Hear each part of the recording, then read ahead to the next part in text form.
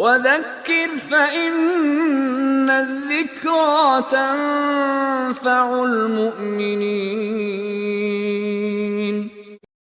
Assalamu alaikum wa rahmatullahi wa barakatuh. May the peace and blessings of Allah be upon you all. I'm Abdullah Oduro and welcome.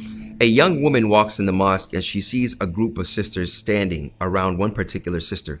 She walks up to that group wondering what's going on, and she notices that these women have pieces of paper with requests on them, with du'as, prayers, and they're handing it to this sister and they're saying, okay, please make this du'a for me. This is for my relative. This is for my friend. This is for me.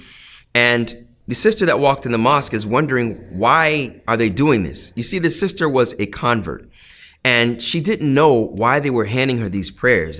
She was thinking, is this a righteous sister to that level? Why is this sister so special? Come to find out that this sister was going to make the pilgrimage to Mecca. And that's when it really hit her.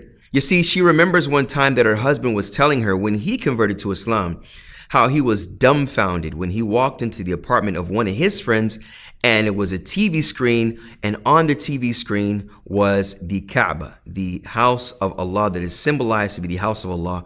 And he was amazed by the people just circumambulating around it. The unity when they would stop to pray and all go into the bowing position, all in unison, all in synchronization, all saying Ameen, which is like Amen, all saying this at the same time. The uniformity and how all of this is in one direction to the same God. It was amazing to him.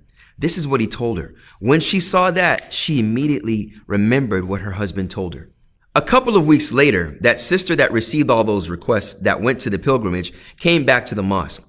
And the sister that walked in the mosque saw how elated all the sisters were when seeing this pilgrim come back from Mecca, and how they all lined up to talk to her. And she remembered at that time when she embraced Islam and how everyone was lining up to hug her and to congratulate her. The pilgrimage, Hajj, the fifth pillar of Islam, is something that is so amazing, extraordinary, and it is a life-changing experience for the Muslim. And especially for someone that is just converted to Islam, or someone that is a renewed Muslim trying to practice their faith, this without a doubt is a life-changing experience. Many times we find people that tell you, you got to go to the Grand Canyon. You got to go to certain places around the world. You have to go to Japan or go to certain places to visit these certain sites and learn history and see what has taken place throughout the world. And no doubt about it, in the Qur'an, it reminds us to go around the world and see, in particular, to see what's happened to certain nations. But there's no problem with going and taking a journey around the world to see the beautiful ayat and signs of Allah. But let's remember that Hajj is a travel unlike any other. It is a spiritual journey. It's a journey to visit Allah subhanahu wa ta'ala. It's a journey that broadens your scope. And this broadening of one's scope was exactly what Malcolm X said. May Allah have mercy on his soul. An individual that fought against dehumanization and prejudice and stereotypes and racism against non-whites, particularly African Americans, when he said, "Never have I experienced such sincere hospitality and true brotherhood as displayed by people of all races and colors in this ancient holy land, the home of Abraham, Muhammad, and all of the other prophets of the Holy Scriptures. In the past week, I have been utterly speechless and spellbound by the graciousness displayed around me by people of all colors." He also said, "In the past 11 days, I have eaten from the same plate, drunk from the same glass, slept on the same rug while praying to the same God, with peoples whose eyes are the bluest of blue, whose hair is the blondest of blonde, and whose skin is the whitest of white." That statement by Malcolm X shows the importance of the universality of Islam, being that when he made the pilgrimage, he saw how there were different colors and different types of people, but all worshiping the same God, practicing the same reenactments of the prophets. Even within practicing this pillar of Hajj, there are certain adab or certain forms of etiquette here.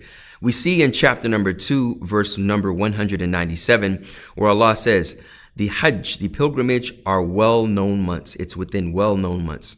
So whoever decides to perform the Hajj or make it obligatory upon themselves by performing it, there is no sexual relations, nor any disobedience, nor any arguing or disputing during Hajj. And whoever does it, Allah is well aware of what you do. Whatever good you do, Allah is well aware of it. So take your provisions, for verily the best provision is that of piety. So fear me, O people of understanding. So understanding that Allah subhanahu wa ta'ala, the exalted, within performing this pillar, there are certain etiquettes that we will talk about, inshallah. Allah says in chapter number 3, verse number 97, and for Allah upon the people is to make the pilgrimage to the house, whoever is able to do so. But whoever disbelieves, indeed Allah is free from any need of the worlds. So in understanding that Allah has obliged this upon us, and being that Hajj is something that if you're able to do so, we understand the mercy of Allah when performing or trying your level best to perform that pillar of Islam. And if one that disbelieves, Allah is free from any need of anyone or anything, to show you that going to make Hajj, going to this pilgrimage, traveling thousands of miles is better for you and your soul of your existence on this earth, thus fulfilling that purpose.